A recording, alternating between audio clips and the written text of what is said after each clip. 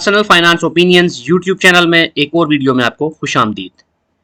आज की ये वीडियो पाकिस्तान स्टॉक मार्केट में प्रॉफिट के हवाले से है कि स्टॉक मार्केट में जब आप इन्वेस्टमेंट करते हैं तो करंट सिचुएशन को मद्देनज़र रखते हुए कि जहां महंगाई रोज़ बरोज़ बढ़ती जा रही है, पाकिस्तानी रुपी डिप्रिशिएट हो रहा है और अगर हम पाकिस्तान के अंदर इन्फ्लेशन को देखें तो वो भी बहुत ज़्यादा है। तो इस सिचुएशन के अंदर स्टॉक मार्केट में ईयरली बेसिस पे कितना प्रॉफिट आप कमाते हैं तो उसको एक माकूल प्रॉफिट समझा जाएगा।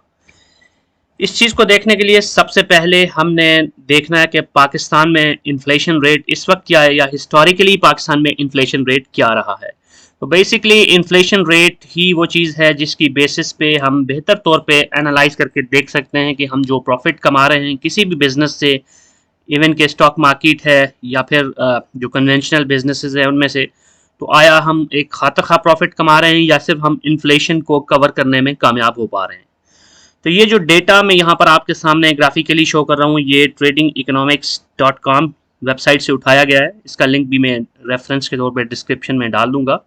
तो आप देख सकते हैं कि पाकिस्तान के अंदर अगर हम हिस्टोरिकली देखें, गुज़श्ता 5 सालों या 10 सालों का डेटा उठा के देखें या इससे ज़्यादा अरसे का भी डेटा उठा के देखें तो हम देख सकते हैं कि इन्फ्लेशन का ग्राफ मोर और लेस बढ़ता ही रहा है।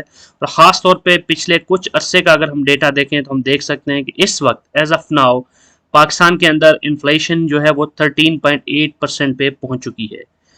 ये डेटा 13.8 मई 2022 का है, जबकि अप्रैल में अगर हम देखें तो ये नंबर 13.4 था। तो बेसिकली हम देख सकते हैं कि पिछले एक लंबे अरसे से कई माह से जो इन्फ्लेशन की परसेंटेज है वो 10% से ऊपर ही रही है। तो अगर इन्फ्लेशन 10% से ऊपर है तो इसका मतलब ये हुआ कि हर महीने आप एक्सपेक्ट कर सकते हैं कि पाकिस्तान की जो करेंसी की डेप्रिसिएशन है या पाकिस्तान के अंदर जो महंगाई की शरह है वो भी इसी हिसाब से बढ़ती ही जाएगी। अब हम देखते हैं कि जो इन्फ्लेशन का रेट है और जो हम सालाना मुनाफा कमा रहे होते हैं पाकिस्तान स्टॉक मार्केट से, उसके बीच में क्या रिलेशन हम कायम कर सकते हैं। सबसे पहली कैटेगरी होगी कि अगर आपने सालाना मुनाफा इन्फ्लेशन रेट से कम कमाया तो क्या किया। अच्छा, इससे पहले हम ये देखते हैं कि इन केस आपने प्रॉफिट नहीं कमाया बल्कि आप लॉस में ही गए तो फिर तो बात ही खत्म होती है। That's a clear cut understanding and that's a clear cut result कि आप लॉस में ही रहे और आपने नुकसान किया।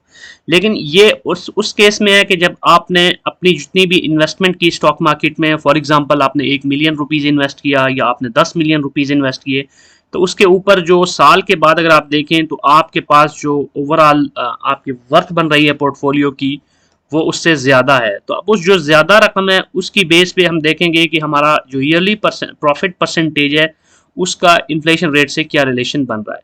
तो अगर आपने इतनी इनकम जनरेट की या इतना प्रॉफिट जनरेट किया जो कि इन्फ्लेशन रेट से कम है, तो इसका मतलब ये होगा कि बज़ाहिर तो आपको लग रहा होगा कि आपने कुछ प्रॉफिट कमा लिया है, लेकिन इन एक्चुअल आपने लॉस ही किया है, क्योंकि आप जो करेंसी की डेप्रिसिएशन है या जो इन्फ्लेशन रेट है उसको भी मिटिगेट नहीं कर सके।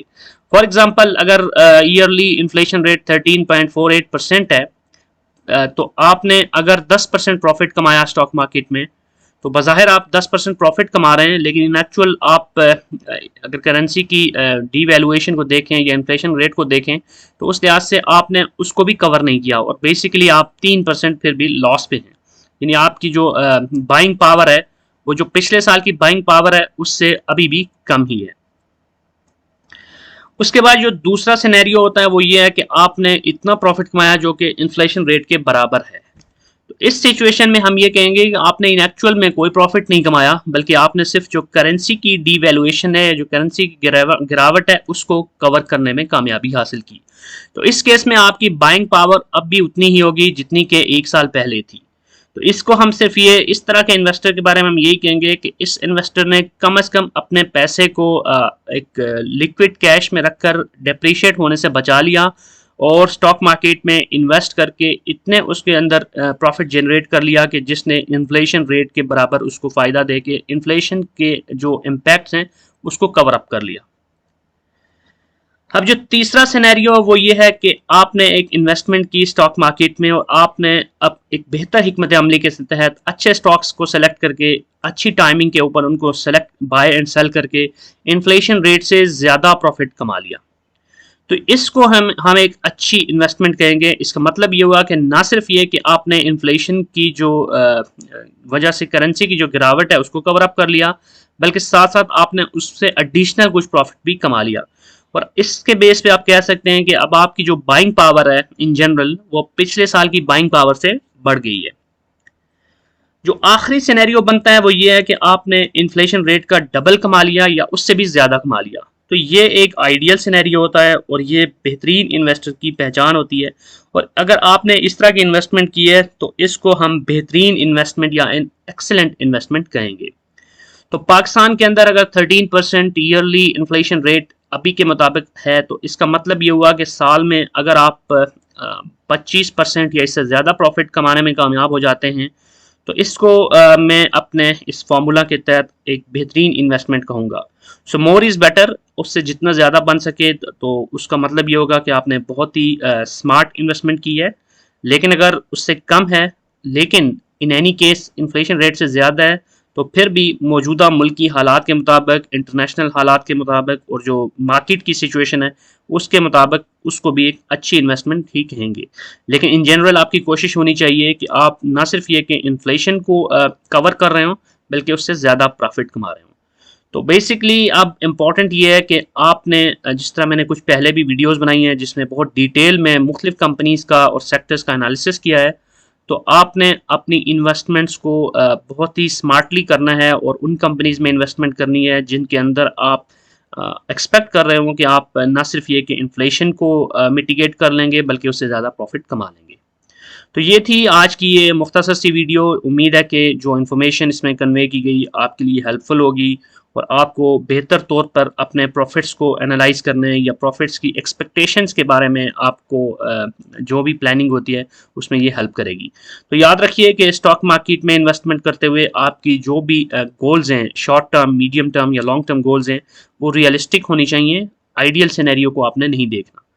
अब ये भी नहीं हो सकता कि आप ये एक्सपेक्ट करें कि आप एक साल के अंदर डबल शाह बन जाएंगे। आप ये भी एक्सपेक्ट नहीं कर सकते कि आप 80% प्लस प्रॉफिट कमाना शुरू कर देंगे। और आप ये भी एक्सपेक्ट ना करें कि हर साल आप कांस्टेंट या स्टेडी एक इंक्रीज करेंगे प्रॉफिट के अंदर, क्योंकि स्टॉक मार्केट के अंदर ये एक रिस्की इन्वेस्टमेंट होती है और जहाँ पे रिस्क ज़्यादा है वहाँ पे गेन भी ज़्यादा होता है। लेकिन गेन हासिल करने के लिए बहुत स्मार्टली आपको फिर प्ले करना पड़ता है। तो आपने रियलिस्टिक होके और लॉन्ग टर्म सोच के इन्वेस्टमेंट्स करनी है तो उस वो आपकी इन्वेस्टमेंट फ्रूटफुल भी होंगी। और ये भी पॉसिबल है कि आप ईयरली रिजल्ट्स हासिल ना कर सकें लेकिन लॉन्ग टर्म के अंदर आप जो पिछले लॉसेज हैं उनको भी कवर करने की पोजीशन में हो। So that's it from this video. I hope it will be useful for you. And if you like this video, don't forget to subscribe to the channel and press the bell icon. And also do comment if you have any feedback. मैं पूरी कोशिश करूंगा कि आपके जो भी सवालात हैं या जिस भी फर्दर टॉपिक के ऊपर आप चाहते हैं कि वीडियो बनाई जाए तो based on your suggestion, based on your recommendations मज़ीद वीडियोस इस चैनल पे अपलोड की जाएगी। Thank you.